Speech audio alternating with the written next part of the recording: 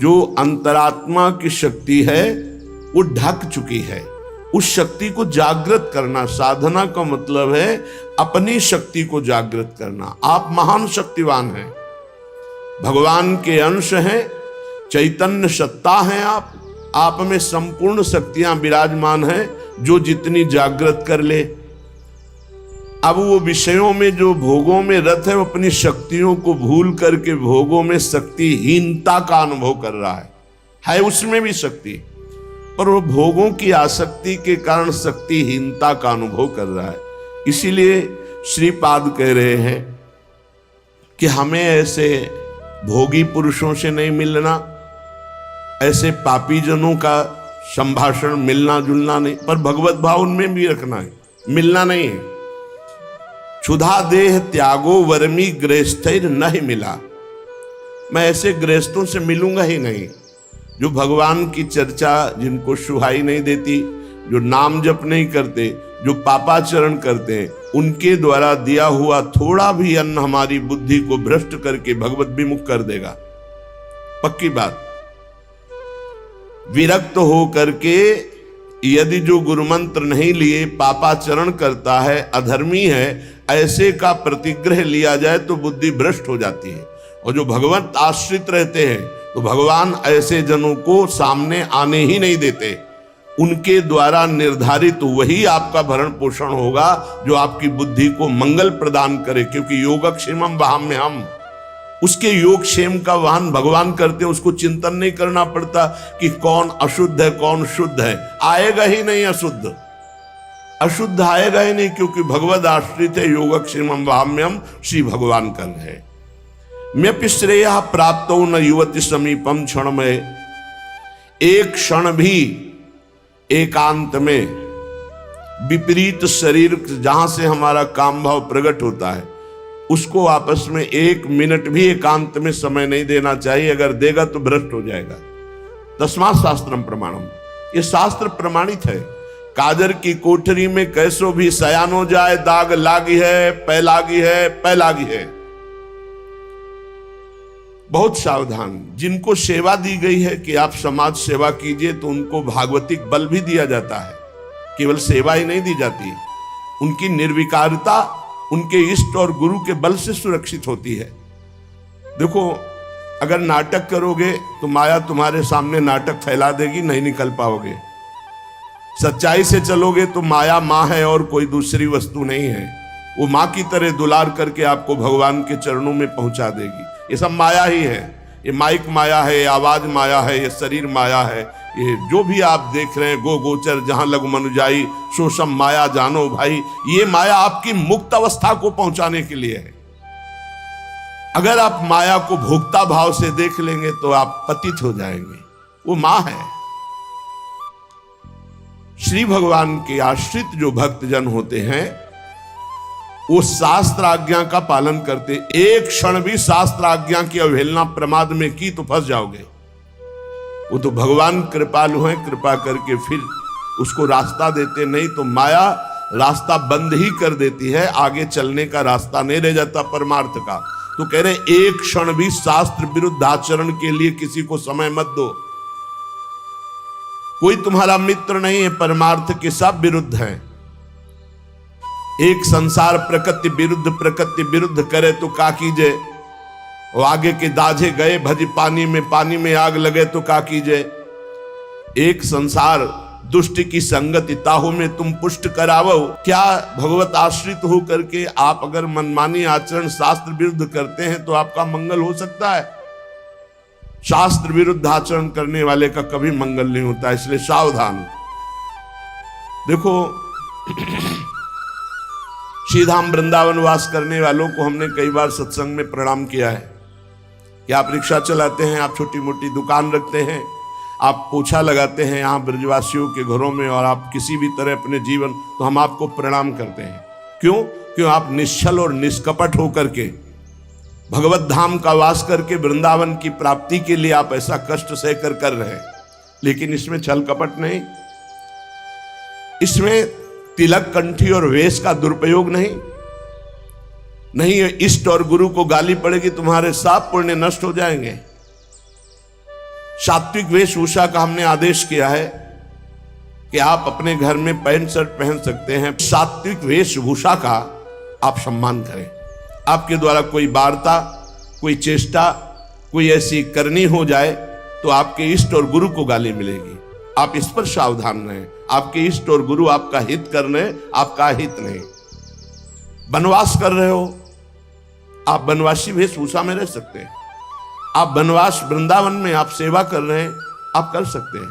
आपके गले में पड़ी होगी गुरु की लॉकेट, आपके मस्तक पर श्री जी का चरण चिन्ह, आप कंठी धारण किए हुए हैं, तो आपको शांत, सौम्य, गंभीर, प्रिय बर्ताव करना है। अशांत और निगेटिव व्यवहार करने वाले पर भी आपको शांत और सकारात्मक भाव, कोई बात नहीं, आप जा सकते हैं। वो फिर नाराज हो रहा है, फिर हम हाथ जोड़ रहे हैं।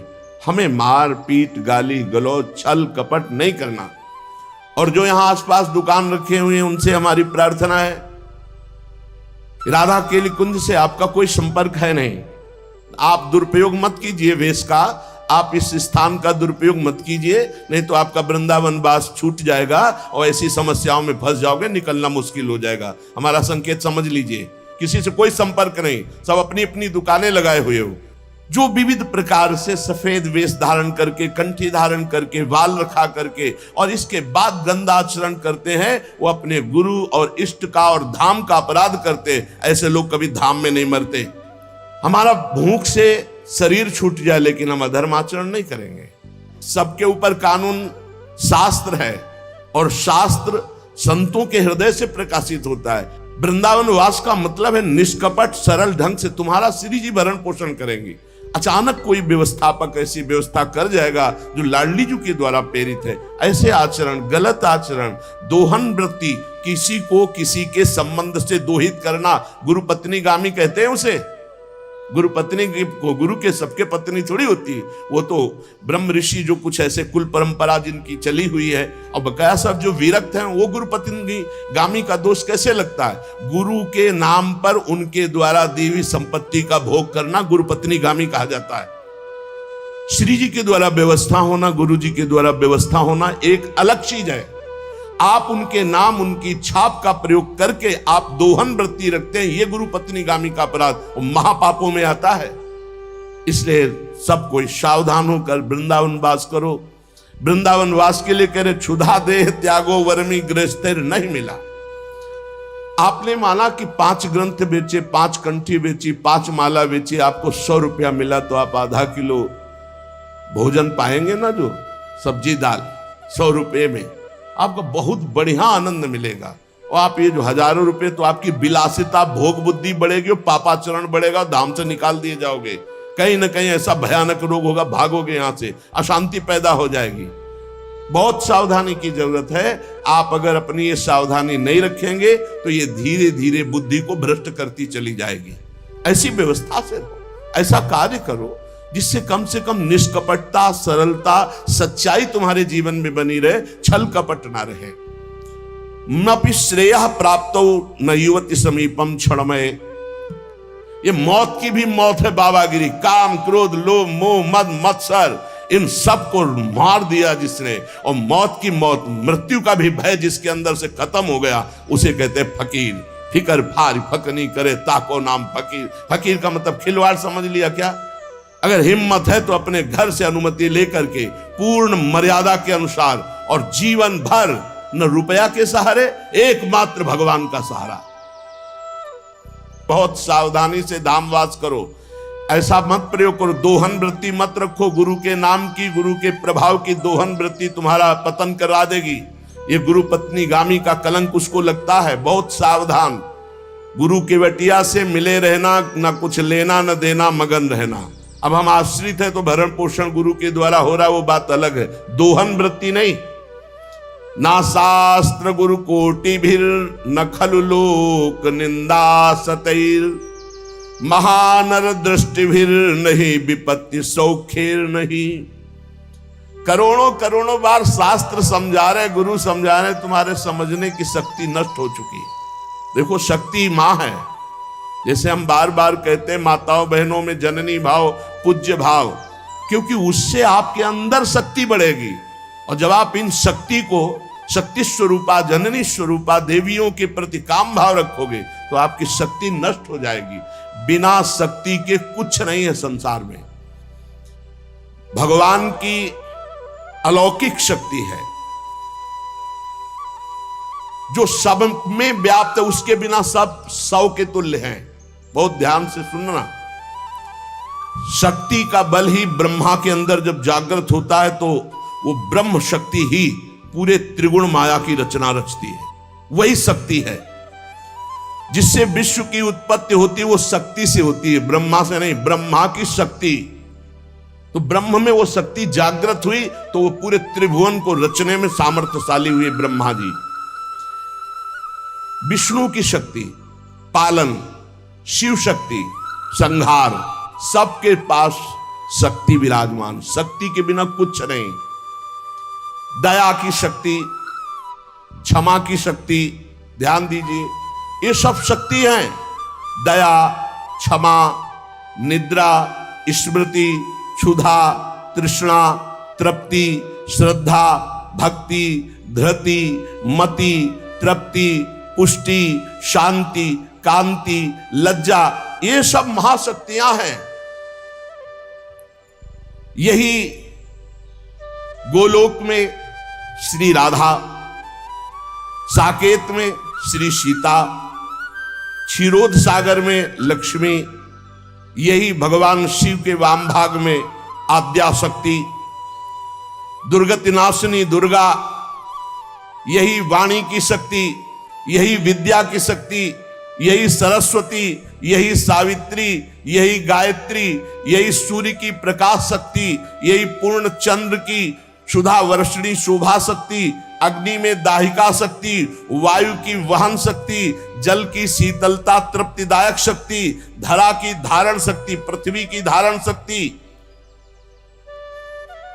और प्रसूति शक्ति, तपस्वियों की तप शक्ति, ब्रह्मचारियों की ब्रह्मचर्य शक्ति, गृहस्थों की सर्वाश्रय शक्ति, वानप्रस्थों की संयमशीलता शक्ति, सन्यासियों की त्याग शक्ति, महापुरुषों की महत्ता शक्ति, मुक्त पुरुषों की मुक्ति शक्ति, ये सब शक्ति है। शूरवीरों की बल शक्ति, माता पिता में वात्सल्य शक्ति, गुरु में गुरुता शक्ति, पुत्र में शिष्य में गुरु भजन भक्ति रूपी शक्ति, साधुओं की साधुता रूपी शक्ति, चतुरों की चातुरी रूपी शक्ति और माया की मायावी विभूतियां शक्ति, ये सब एक ही परम शक्ति अनंत रूपों में फैली हुई है। वाग्मियों की वाक शक्ति, न्यायी नरेशों की प्रजा पालन शक्ति, प्रजा की राजभक्ति शक्ति, सदाचारियों की दैवी संपदा रूपी शक्ति, मुमुक्षुओं की षट संपत्ति, धनवानों की अर्थ संपत्ति शक्ति, ये सब शक्ति है। हजारों शक्ति रूप धारण करके चराचर जगत को, ज्ञानियों की ज्ञान शक्ति, प्रेमियों की प्रेम शक्ति, वैराग्यवान की विराग शक्ति, भक्तों की भक्ति शक्ति, यही राज्य लक्ष्मी शक्ति, सौभाग्य लक्ष्मी शक्ति, शोभा लक्ष्मी संपत्ति, यही सब कुछ, यही परमात्म शक्ति जब जागृत होती है तो त्याग, वैराग्य, तपस्या, काम क्रोध पर विजय और मोक्ष और परम पद और प्रेम, जो चाहे, प्रेम शक्ति भी है। इस शक्ति को जागृत करना है। इसीलिए कह रहे तुम्हें शास्त्र 100 बार समझा रहे, गुरु हजार बार समझा रहे, तुम्हारी समझ में नहीं आ रहा क्योंकि तुमने अपनी शक्ति का नाश कर दिया है। इसी मंत्र से शक्ति जागृत होती है, नाम जप से शक्ति जागृत होती है। ये महाशक्ति जब जागृत होती है तो पूर्ण ज्ञान उसके अंदर जागृत हो जाए। ज्ञान शक्ति जब आराधना की जाती है तो ज्ञान शक्ति, वैराग्य शक्ति, भक्ति रूपी शक्ति, प्रेम शक्ति, ये शक्ति ही है, सब रूपों में जागृत होती है। आज तक बिना इस शक्ति को जागृत किए कोई कहीं भी सफल नहीं हुआ। बड़े बड़े शक्तिवान महात्मा हैं जो शिव, गणेश, राम या हरि इनकी आराधना करते हैं तो सारा कार्य तो शक्ति से ही होता है। हरि अपनी शक्ति से जीव का कल्याण करते हैं, हरि अपनी शक्ति से सहयोग करते हैं, सारा कार्य शक्ति से होता है। वही शक्ति जब रूप धारण करती तो अभी आपको नाम सुनाए, वही विद्या, वही कला, वही लक्ष्मी, वही काली, वही तारा, वही षोडशी, वही अंबा, वही जगदम्बा, वही शक्ति है, वही तुम में विराजमान है। जो उपासक इस शक्ति का गलत भाव से दर्शन करता है, वही प्रगट स्त्रियों के रूप में विराजमान है, वही हमारे अंदर हर शक्ति के रूप में विराज, सब शक्ति छीन हो जाती है। बेविचारी पुरुष किसी भी शक्ति को धारण नहीं कर सकता। इसलिए शास्त्र आदेश करता है, एक क्षण भी कभी दूषित भाव किसी माता बहन के प्रति मत करो। गृहस्थी में हो तो तुम्हारा जो पाणिक ग्रहण संस्कार हुआ बस उतने में केवल सीमित रहो, धर्म की ये रेखा है उसको पार मत करना। जब बुद्धि भ्रष्ट हो जाती है तो वो तामसिक पूजा प्रारंभ करता है, तामसिक आचार करता है, जो सीधे नरक ले जाने वाला है। ये तामसिक आराधना करने वाला तामसिक वस्तुओं के द्वारा जब सेवा करता, सोचता है कि मैं बहुत बड़ी उपासना कर रहा हूं। मांस अर्पित करना, मदिरा अर्पित करना, इन गंदी वस्तुओं का, तामसिक वस्तुओं का जगत जननी से, शक्ति से कोई संबंध नहीं है। जहां यह बात आती है, शक्ति जागृत सबको करना पड़ता है, मंत्र में शक्ति ही विराजमान है। तो शास्त्रों का रहस्य है, शास्त्र आदेश करते हैं कि पशु बलि देनी चाहिए। तो यहां पशु कौन है? जो इंद्रियों में पशुता है और जो जनेंद्री में पशुता है, इस पशुता की बलि देने की बात कही गई है। जिह्वा का मुख्य कार्य है पवित्र भोजन करना, पर जो अपनी शक्ति को खोकर मनमानी भोजन करते हैं, जनेंद्री का कार्य है मैथुन करना। जो एक सीमा में न रहकर मनमानी व्यभिचार करते हैं, तंत्र शास्त्र कहता है इसकी बलि, ये पशुता है, इस पशुता की बलि दो कि आज से मैं नियम लेता हूं, हे जगदम्बा आपके सामने सात्विक आहार करूंगा, कभी असत आहार नहीं करूंगा। आज से मैं गृहस्थ हूं तो अपनी पत्नी से केवल धर्मानुसार संतान उत्पन्न करने के लिए, अन्यथा मैं आजीवन संयम से रहूंगा। ये बलि देने की बात कही गई है। जो काम की लिप्सा है उसका नाश करो। जो स्वाद की, ये दो इंद्रियां बड़ी प्रबल हैं, जनेंद्री और रसेंद्री। परमार्थ में चलने वाले को अपनी दैवी संपदा जागृत करने के लिए इन दो की बलि देना ही पड़ेगा, जबान के स्वाद की और जनेंद्री के भोग की। इस पशु बलि के अतिरिक्त पराशक्ति को कहीं भी ऐसा नहीं लिखा कि अन्य पशुओं की बलि चढ़ाई जाए। जिह्वा पशु की बलि चढ़ाओ, मतलब जिह्वा काटना नहीं है, जिह्वा की रसेंद्री में सात्विक भोग केवल ले जाना है, रजोगुणी तमोगुणी भोजन नहीं पाना है। और ये जो अज्ञानी जन नहीं जानते हैं, ये भोले भाले पशुओं की बलि करते हैं और सोचते हैं कि मां प्रसन्न हो जाएगी, शक्ति जागृत हो जाएगी।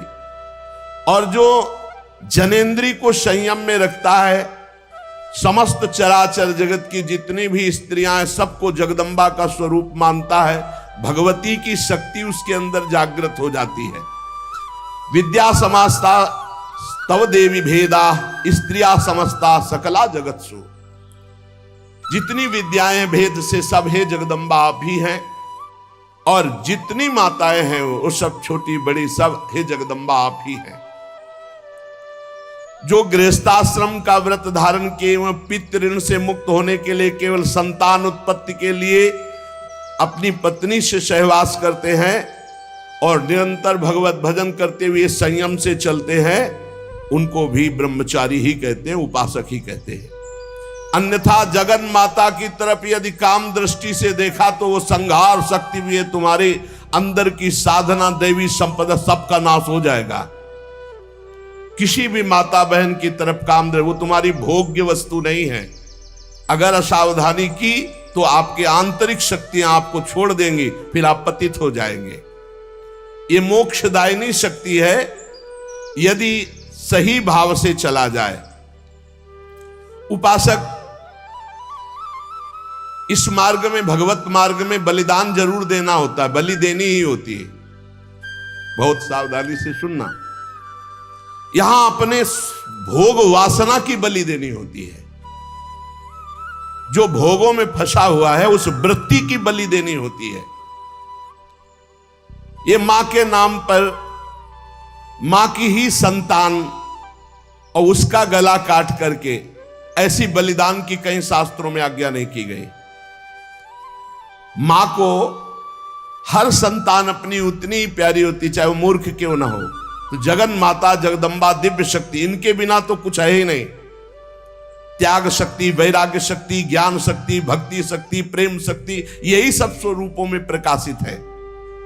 जो मूर्ख मां के प्यारे बच्चे की मां के सामने बलि चढ़ाता है, मां उसके धन जन बुद्धि बल ऐश्वर्य सत्ता इस सब का नाश कर देती है। ध्यान देना, ये जो मुर्गा मुर्गी बकरा बकरी माता के सामने चढ़ाते हैं कि हाँ मां प्रसन्न हो जाएगी, दीनहीन दुखी उस पशु को जो कुछ नहीं कर सकता है, तुम मां की कृपा प्राप्त करने के लिए मां के सामने मां के बच्चे को मारकर मां को वो खून चढ़ाकर तुम जानते हो मां प्रसन्न हो जाएगी। तो स्पष्ट लिखा है तुम्हारा सारा धन जन बुद्धि बल ऐश्वर्य सत्ता सब का नाश कर देगी वो मां, क्योंकि तुम उसके खिलाफ कार्य कर रहे हो।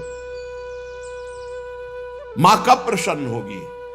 जब तुम अपने धन बल से बुद्धि बल से शरीर बल से दूसरों को सुख पहुंचाओगे, क्योंकि दूसरे सब मां की संतान है। मां तुम्हें गोद में बैठा लेगी जब मां की आज्ञा के अनुसार चलोगे, और वही सब शक्तियों की स्वामिनी है, वो तुम्हारे अंदर शक्ति जागृत कर देगी। बलिदान करना है, निश्चित शास्त्रों में आज्ञा है बलि की, बलि चढ़ाना है, लेकिन काम की बलि चढ़ाना है, क्रोध की बलि चढ़ाना है, लोभ की बलि चढ़ाना है, असत्य की बलि, इंद्रिय विषय विलासिता इसकी बलि चढ़ाना है।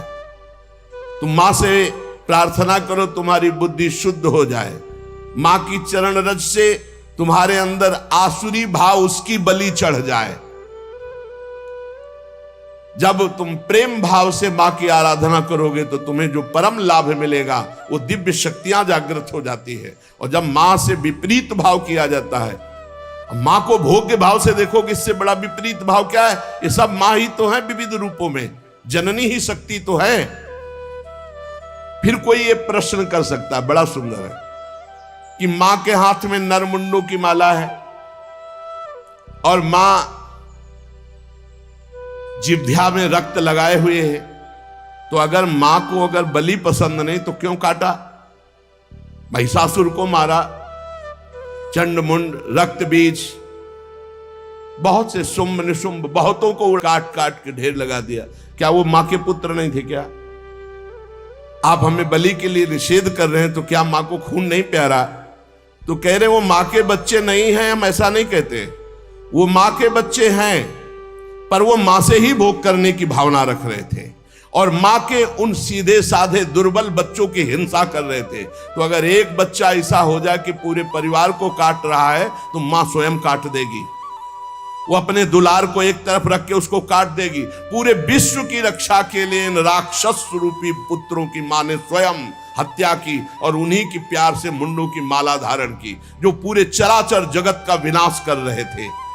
पूरे चराचर जगत को कष्ट दे जो बालक, तो मां समर्थ होते हुए कैसे बर्दाश्त कर सकती है?